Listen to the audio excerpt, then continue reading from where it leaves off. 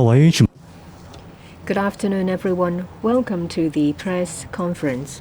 The Chief Executive will first speak before answering questions. Because of the epidemic, please stay socially distanced. We'll first hear from the Chief Executive. Friends from the media, members of the public, today is the eve of the Chinese New Year. Tomorrow is the first day of the Chinese New Year. I wish you all a prosperous and healthy Year of the Tiger. I'm here to talk about an event attended by principal officials. The event took place on the 3rd of January. We have completed the internal investigation. I'm here to talk to you about it. There are 15 government officials who, by invitation, attended a birthday party of Mr. Whitman Hong on the 3rd of January. On the 7th of January, I made a statement. I announced that I have appointed Mr. Eric Chen, Director of the CE's office, as well as Secretary for Civil Service, Mr. Patrick Nip, to be in charge of the investigation.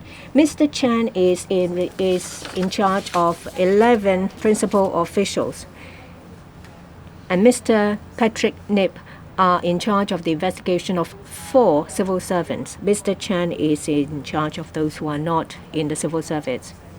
They will look into the details of the attendance by these officials, including the period of time they have stayed and their conduct in the birthday party. That includes whether they have used Leave Home Safe app and whether they have worn their masks.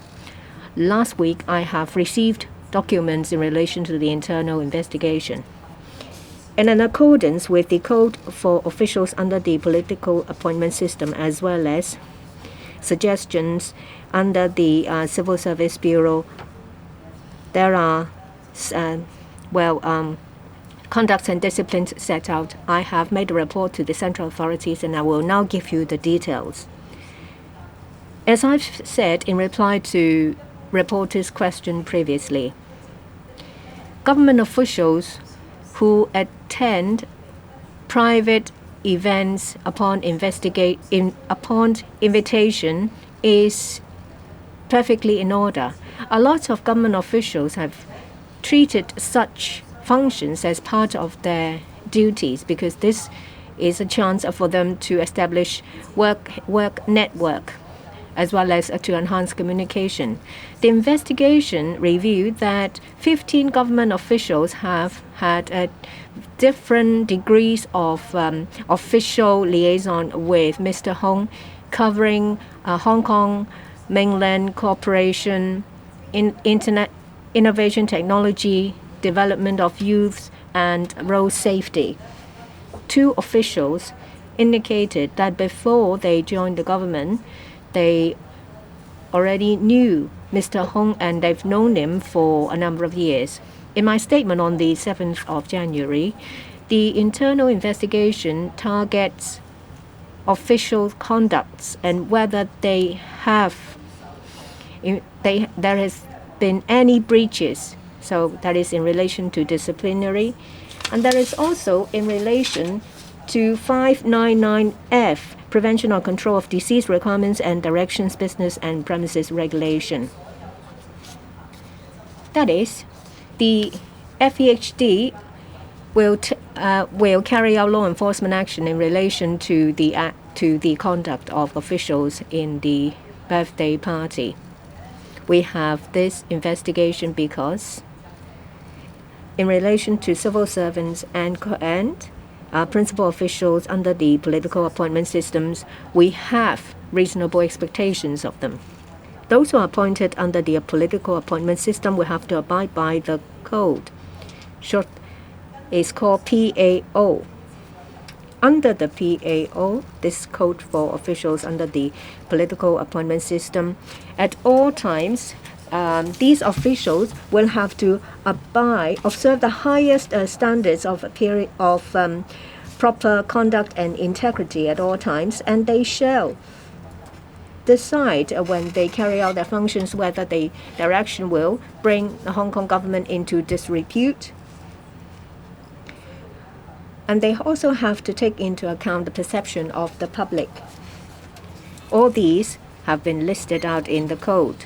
In relation to civil servants, there are similar codes.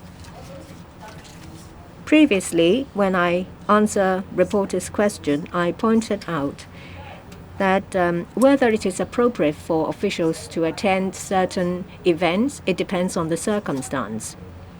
The perception of the general public in relation to the officials attending of Mr. Hong's party was considered at a time when we were on the brink of another outbreak, in addition to the circumstance of the birthday party. So when assessing whether the officials' conduct have breached any regulations or rules, we have to take into account the societal circumstances.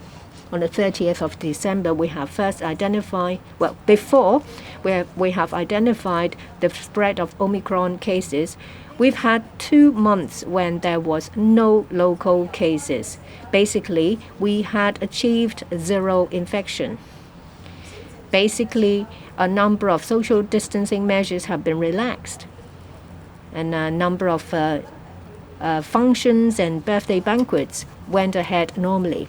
And on the 5th of January in the afternoon, the government called a press conference to announce the tightening of certain social distancing measures. So, on the 3rd of January, when government officials attended normal functions, it was acceptable. However, at that time, we were at the height of preparedness against the fight against the pandemic. I myself and a number of principal officials, on the 31st of December in the morning and the 3rd of January in the afternoon, we had a meeting to talk about our measures in response to the looming spread. And on the second day, when we saw the emergence of an Omicron case, that is on the 31st of December, we thought that we were still prepared, and there was no sign of the spread yet. So large-scale celebrations for the New Year could go ahead. That afternoon, the Secretary for Food and Health called a press conference to report about the epidemic situation. She appealed to the public to refrain from going to crowded places and to refrain from attending events where people would not wear their masks. Principal officials and civil servants attending the party should know better than members of the public. They should have a higher sensitivity, and they should lead by example, by doing better. We have made some verifications, and we found that the Secretary for Home Affairs attended the 2 internal meetings I've just outlined. He is in charge of our fight against the epidemic. He's in charge of arrangements relating to lockdown, support of residents affected by lockdowns, and to forward the views of the public to us. In addition to societal circumstances, government officials should also take into account the circumstances of the event before they decide whether to stay for any period of time in the events, in order not to bring the government into disrepute. We found that the peak of attendance was after 9 p.m. And we found that of the 15 officials, 9 of them attended as early as 6 or 7 p.m. at the time when there weren't too many guests. And they only stayed there for a short period of time. And for those who have stayed longer, they had already left before 9 p.m. 4 officials attended at a later time, but they stayed for a very brief time. So they met our requirements that they attended events just to exchange pleasantries before leaving. There are some who have left after 9 p.m. They are Mr. Casper Choi and Mr. Alan Fong.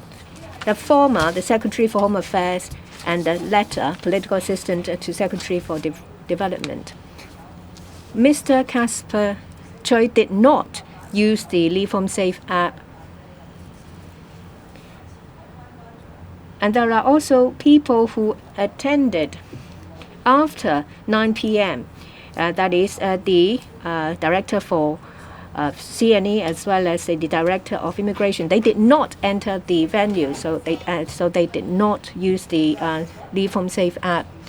In relation to meeting the requirement of wearing masks, apart from Mr. Casper Choi, who did not wear a mask when talking to people, and Mr. Alan Fong, who was slightly intoxicated and could not remember very clearly what happened, the other 13 officials said that they have not removed their masks other than to eat or to drink.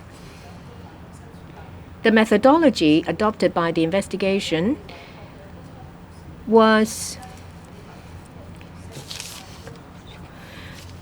by way of a questionnaire. The results have also been forwarded to them for verification. We asked them about the arrival time, the period where they have stayed. Officials will have to provide evidence, including records of Leave Home Safe app, as well as records of their government chauffeur or travel records of the Octopus card. Well, taking into account all the evidence as well as the situation in our society before the 3rd of January, as well as the awareness of government officials, I think that the 15 officials and Mr. Hong have had official liaisons to different degrees, so it is acceptable that they attend the function. And the 12 government officials attended at an earlier time where number of guests was low, and they stayed at a very brief time. They only attended to exchange pleasantries and then left. They also used the Leave Home Safe app and they kept their masks on. They did not engage in any conduct or activity that are high risk or would bring the government into disrepute. So there won't be any follow-up. They include Mr. Christopher Hui, Simon Pei, Raymond Siu, Mr. Ao Wang, and Hermes Tang, Jack Chen, Joseph Chen, David Zhang, and Mr. Clement Wu. Well, they have already expressed their apologies by way of a statement. Well, there are 3 officials other than the 12 I've named who would see that the actions being followed up. The first is Mr. Alan Fong. He stayed for more than 4 hours at the event and only left after midnight. He said he's known Mr. Whitman Hong for many years, and he also knows Mr. Hong in his personal capacity. But he is a politically appointed official and also a principal official. He should have taken into account the circumstance and refrained from staying there for too long. However, in view of the fact that he's not a part of the anti-epidemic team, I would ask for the Secretary for Development to issue a verbal warning. The second one is Mr. Vincent Fong, who is director of PICO. He is a principal official, but he's not a member of the anti-epidemic team. And the time he stayed and his conduct was acceptable. However, on the afternoon of the 6th of January, he received a notification of testing, but he did not immediately report it to his superior. Yet he went to work on the morning on the 7th of January before he took leave at noon. His action has exposed his colleagues at PICO to the risk of infection. So he was not careful. So I suggest that the head of PICO should issue a verbal warning to Mr.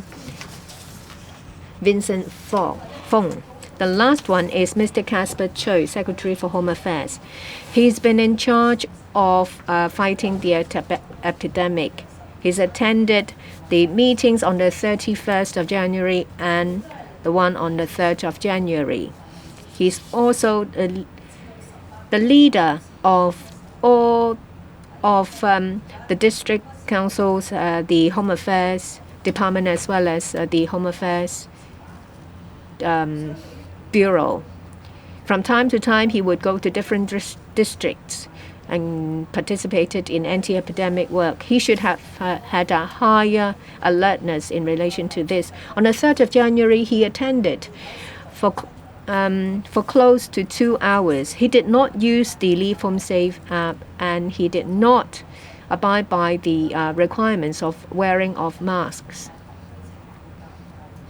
His conduct has brought the Hong Kong government into disrepute, and his action has caused a negative perception by the general public.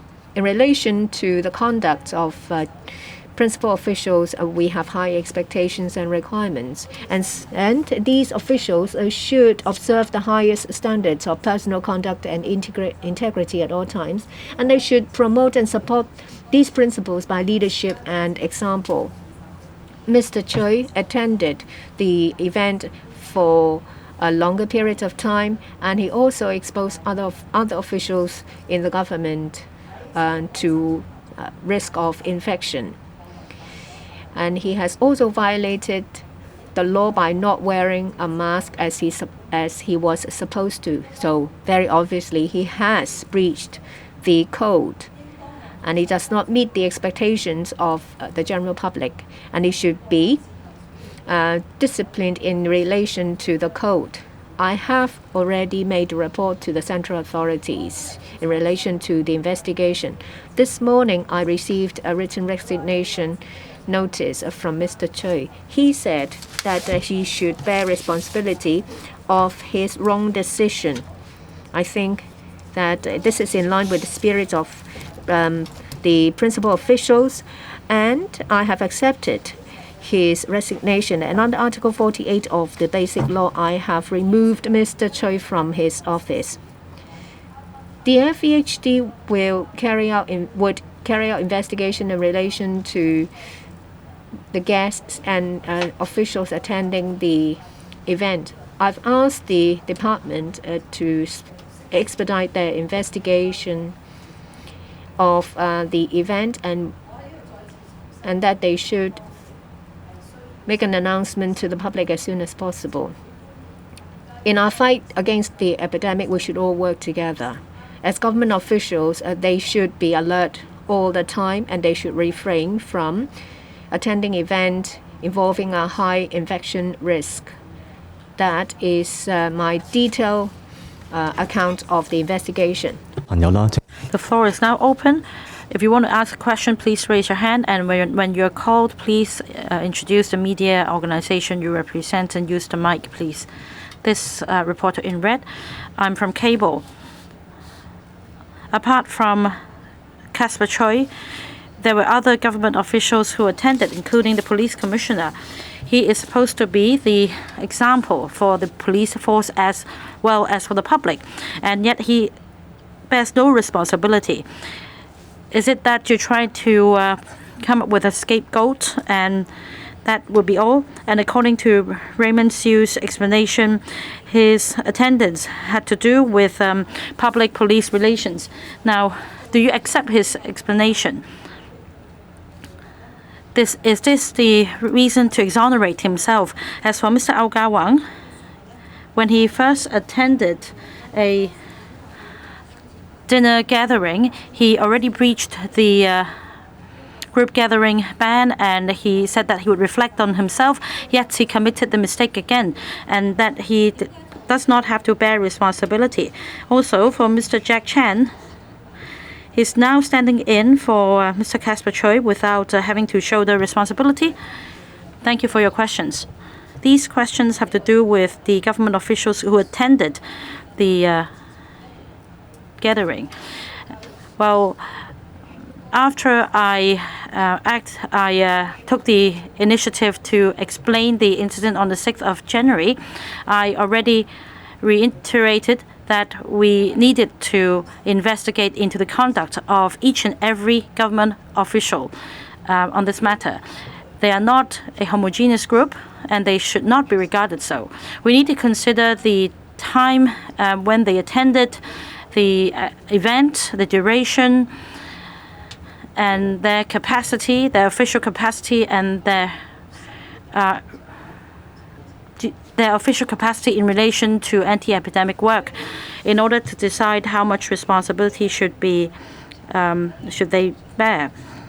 That is why I have arrived at the decision and the relevant sanctions, as I mentioned, in relation to each and every government official. As I said, this is an internal investigation of a disciplinary nature. It doesn't conflict with the FEHD's investigation. In other words, at the conclusion of my investigation, it doesn't mean that the FEHD's investigation will come to an end. My investigation focuses on the disciplinary matters of government officials. Now, first of all, I think you should know that there is this major difference. I have to say it first and foremost because on the 3rd of January, this dinner took place. Well, it's quite an embarrassment. Well, although the birthday party took place on the 3rd of January, the public weren't made known of this dinner party until the 6th or the 7th January. And at that time, I already announced that the epidemic situation is worsening, and then on the 7th of January, I will tighten the anti-epidemic measures. So despite the dire situation and that we were introducing the dinner dine-in ban, so many government officials still attended that banquet. And actually, in my opening statement before the 3rd of January, and indeed, the first case of Omicron didn't happen until the 30th. But well before that date, there had been a long period of time when social distancing measures were relaxed and a lot of dinner gatherings were going on. So for government officials who did not take part in the core of the government's epidemic work, and for government officials who did not attend the two core meetings on the 31st of December and the 3rd of January, then for them to attend this dinner at about 6 p.m. on the 3rd of January, I would find it understandable and acceptable as long as they did not stay there for long and that they did not violate the requirements regarding the use of leave home safe or mask wearing. Our colleagues checked the leave home safe records and found that many government officials attended the party early and left early, including the police commissioner you mentioned.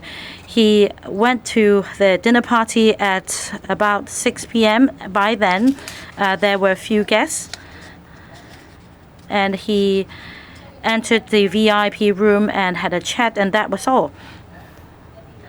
So I am of the view that he has not breached any disciplinary rules, and that his attendance is understandable. As for government officials attending private banquets hosted by guests, hosted by people whom they've come to know in their official capacity, again, this is understandable because we have acquaintances in our official capacity, and sometimes we do need to attend these special occasions, auspicious or otherwise, birthday parties, award ceremonies. So some colleagues of the view that these are, after all, official occasions that they need to attend so as to know more acquaintances, and that there might be views that have to be expressed and received.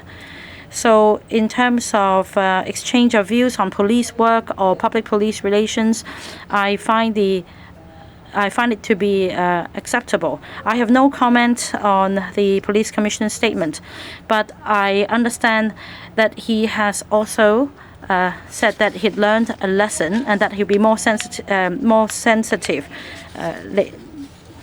from now on.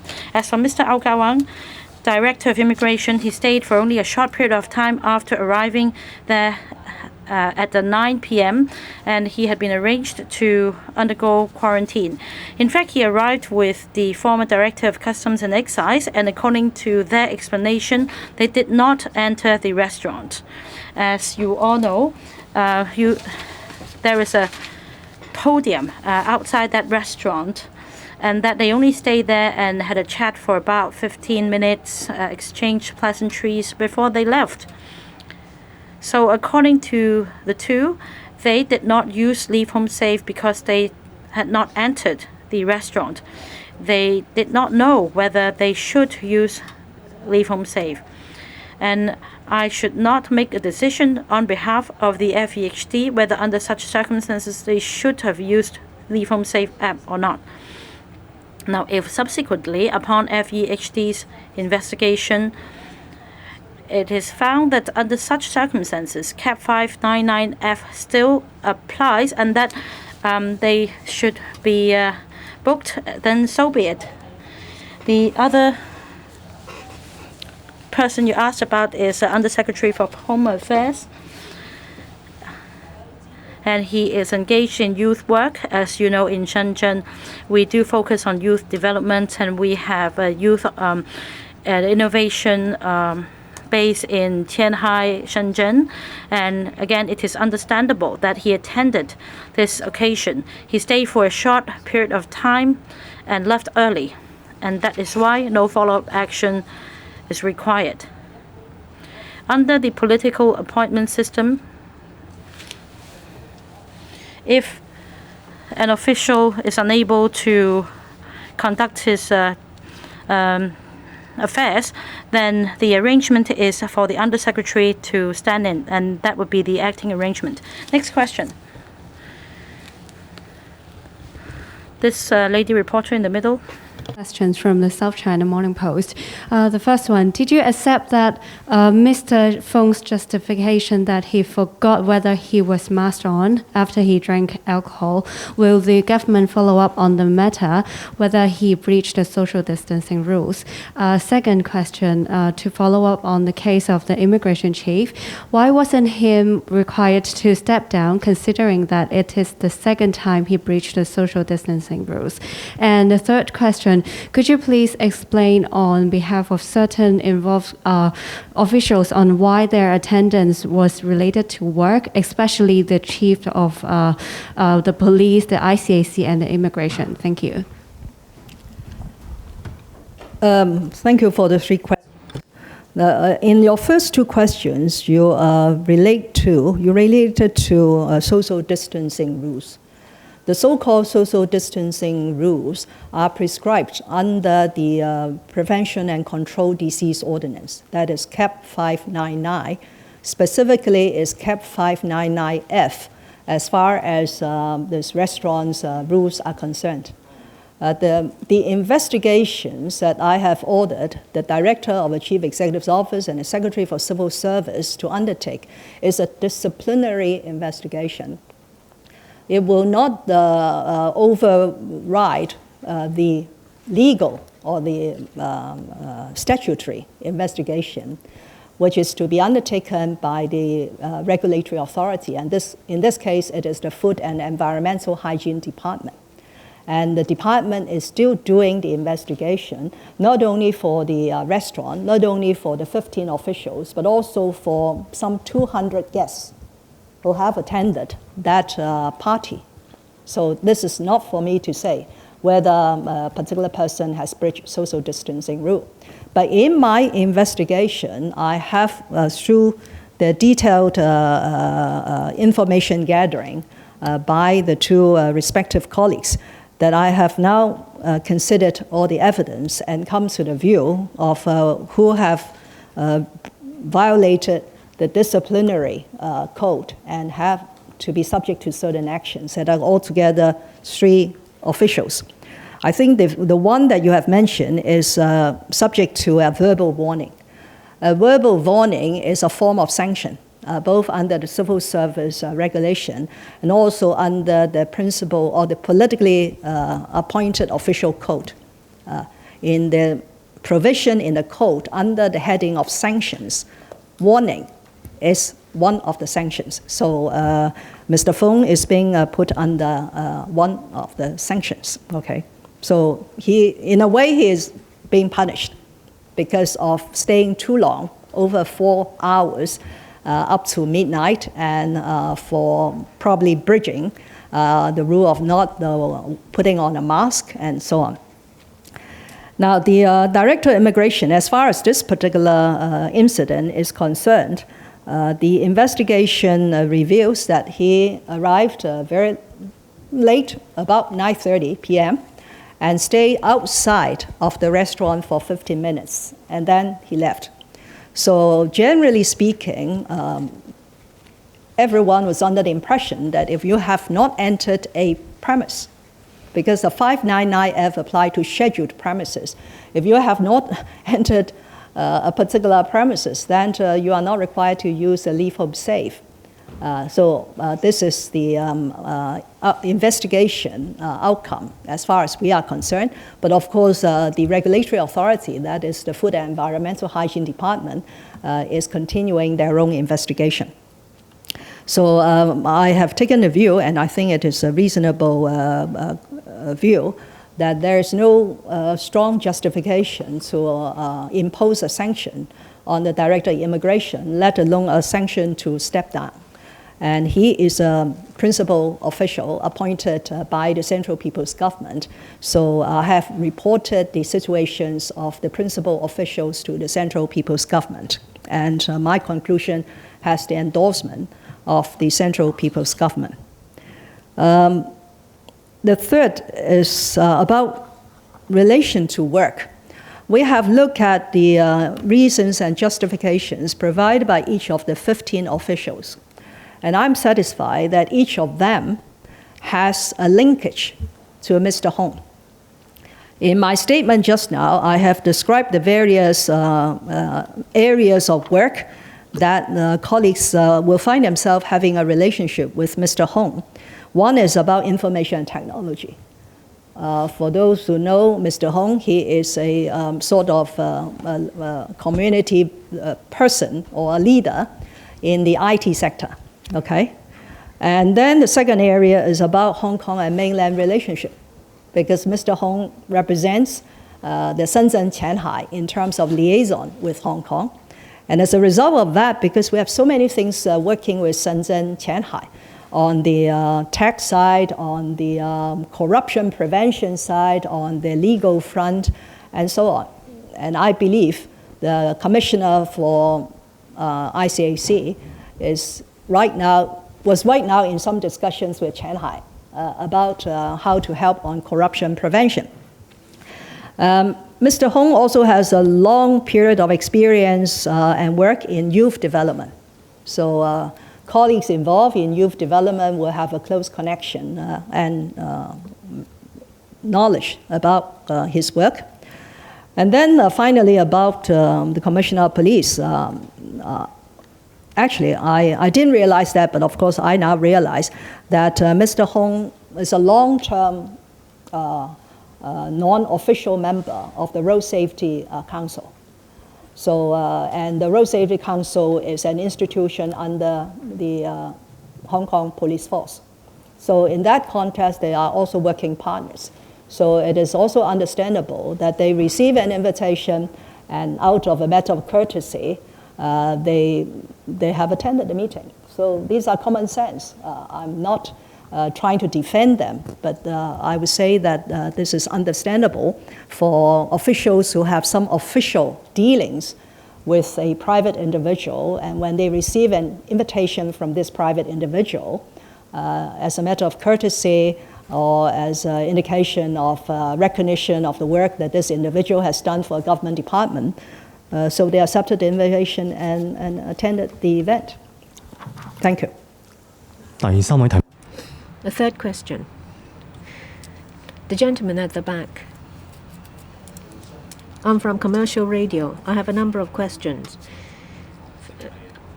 Well, there is the verbal warning as a form of sanction. Is that the only option? Are there any other alternatives? Say, for example, delaying their promotion or docking their salary. Would you consider that? If it's just a verbal warning, then it is just a slap on the wrist. Are you concerned that that will be the perception of the public? The other thing is that Casper Choi chose to resign instead of being sacked. Is it the case that you have taken into consideration the face of different parties, or there are other considerations? Thirdly, we see that the government attaches a lot of importance to disciplinary actions on individuals who have violated work against the epidemic. And in 2019, there were a number of things that happened, and it has torn our society apart. However, principal officials have not been held accountable or asked to bear responsibility. It's a double standard. And would you attend the opening ceremony of the Winter Olympics? You've asked a number of questions. First, in relation to disciplinary action against civil servants, it's not under the purview of the chief executive. That's why I said that in relation to the number of civil servants who attended the event, the investigation was undertaken by the Secretary for Civil Service. And the decision to sanction them is done by the Secretary in accordance with civil service regulations. In relation to Vincent Fong, I agree with the proposed sanction by the Secretary for Civil Service, that is a verbal warning. That itself is a form of sanction. Mr. Alan Fong and Mr. Vincent Fong, they will both receive a verbal warning. Yes, you can see that the nature of the breach is not that serious. So I do think that a verbal warning is appropriate. Secondly,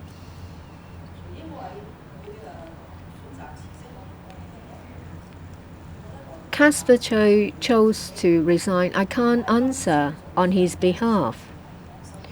It was only this morning when I received the written notification of resignation.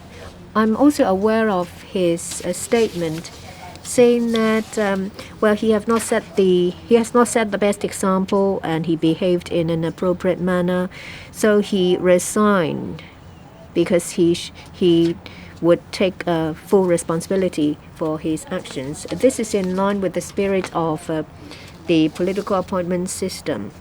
Under the code for officials,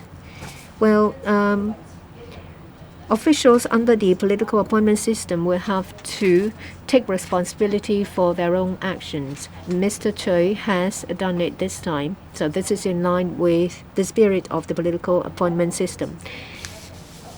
Well, you've asked a hypothetical question as to what would happen if he had not resigned. I'm not going to answer that question. In relation to principal officials, the appointment and removal will have to be approved by the central authorities. You compare this incident with the black-clad violence, which is large-scale in 2019, it puzzled me. the decisions made by the government has always been put into question.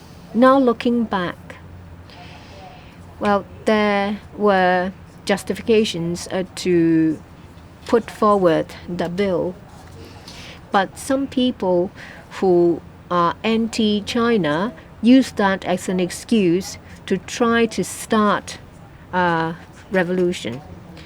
But we stick to our duty and safeguard our bottom line. So we've done our job. So it's not the case of whether anyone would be held responsible. You also ask about the Beijing Olympic. It will open on the 4th of February. Beijing is the only city that would that would go ahead with the Beijing Olympics, and I'm sure that it will be organized smoothly.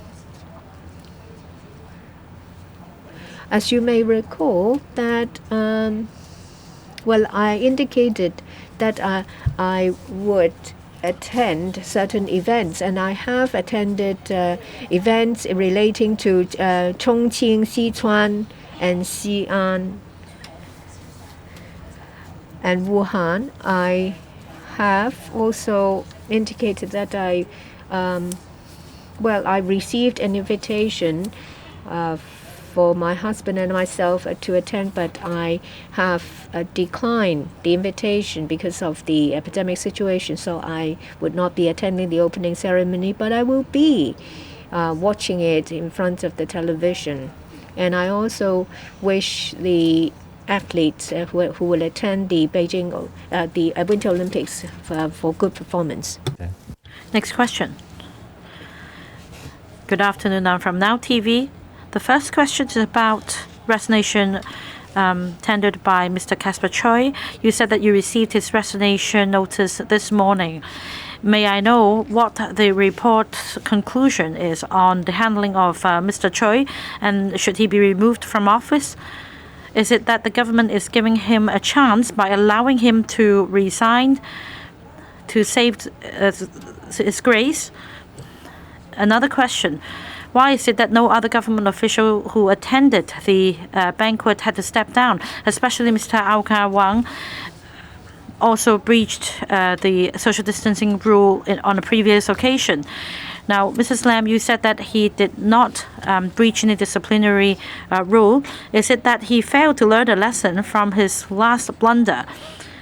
And if that is the case, why is it only a slap on the wrist? And about Mr. Alan Fong, whether he wore a mask that day, you mentioned that he stayed at the restaurant for 4 hours. And in theory, other guests should have known whether Mr. Fong wore a mask at the time or not. Did the investigation include inquiring this matter with other guests? Was any detailed investigation carried out, or would you just decide to give him leniency?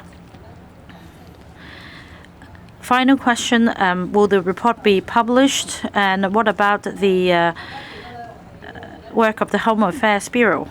Let me answer the first question. On the 6th of January, I took the initiative and immediately leveled with the public such an event, and then I issued a statement on the 7th of January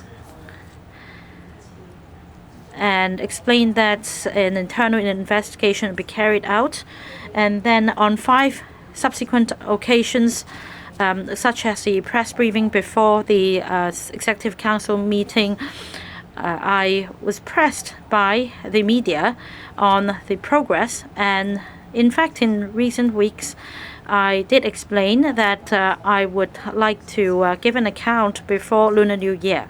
However, like I explained, principal officials are involved, and I have to file a report with the central authorities before I could give you an account. And this is the earliest opportunity I could do so, here and now.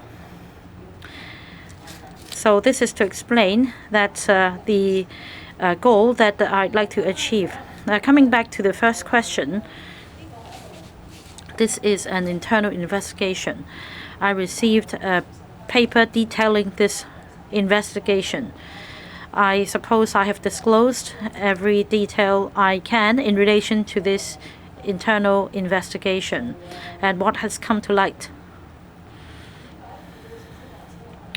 About his resignation, like I explained just now, I'm in no position to answer the reason of his resignation on his behalf. You'd like to know the possible sanctions if he decided not to resign.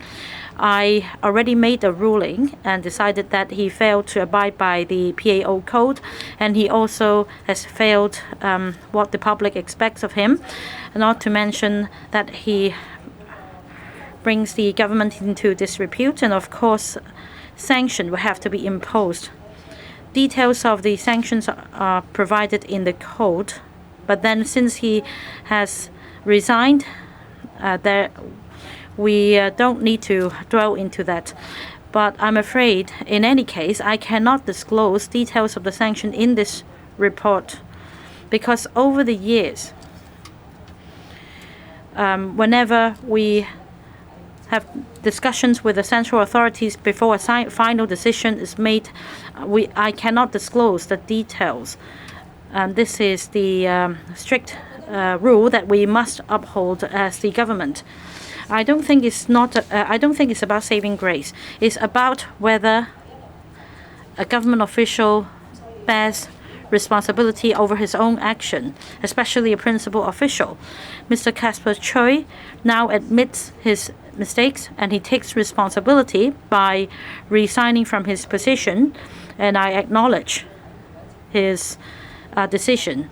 It's not about saving grace. It's about the spirit of the political appointment system. Mr. Ao Ga-wang, Director of Immigration, well, he did not seem to have a disciplinary issue. He only stayed outside for some 15 minutes, so it's not a mistake per se. If the FEHD, upon investigation, finds him at fault, then the matter will be handled by the Director of Food and Environmental Hygiene. You may recall in the statement issued on the 7th of January, apart from launching an internal investigation, I also said that I would make reference to the findings of the investigation conducted by the FEHD under CAP 599F. Now, the investigation is still in progress, especially when so many guests are involved. But now that the investigation, the internal investigation report is ready, there is no reason for me to delay making it public. And it's not for me to disclose in detail whether he was wearing a mask that day, so on and so forth.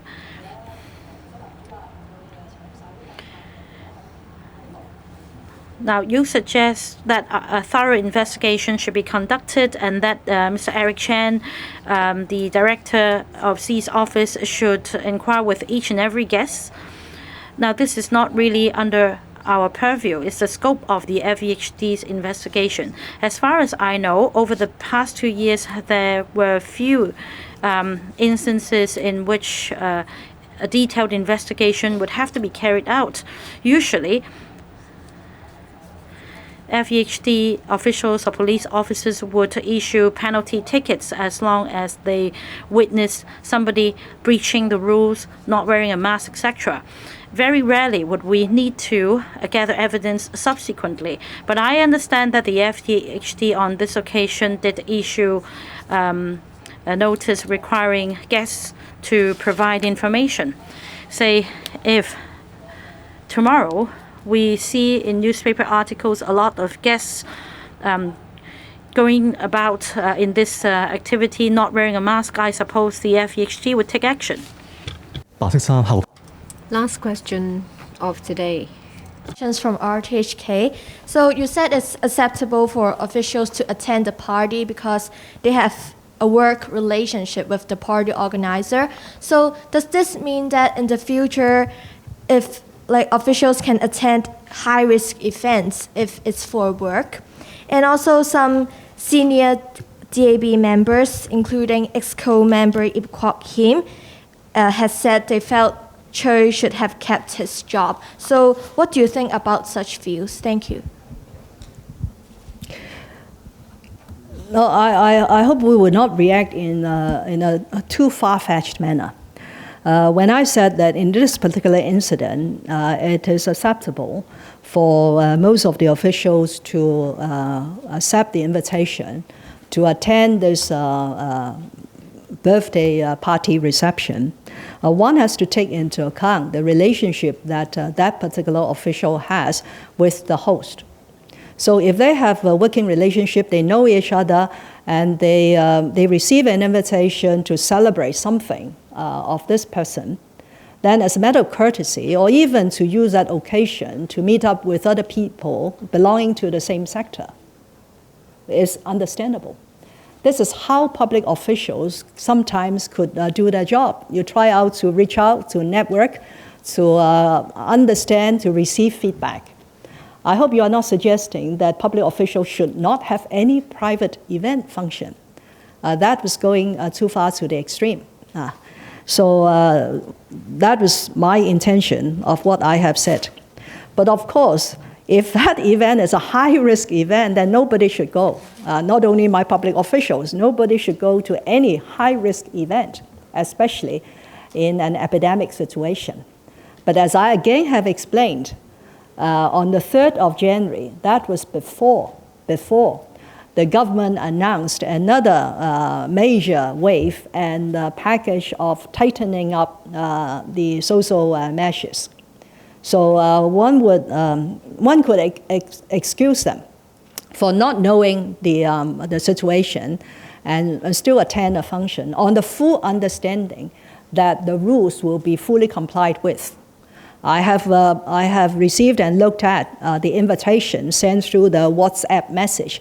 It did tell the guests that this event follows exactly the rules, is a restaurant which complies with, and so on and so on. So with that sort of situation, I said it is understandable and acceptable for the officials to accept the invitation and to attend the event, as long as they fulfilled all the requirements, and better still, they did not stay too long and they do not mingle too much with the guests and left at the early stage of the party before it became very crowded. Now, I cannot comment on what other people said about how we deal with this case and the resignation of Casper Choi.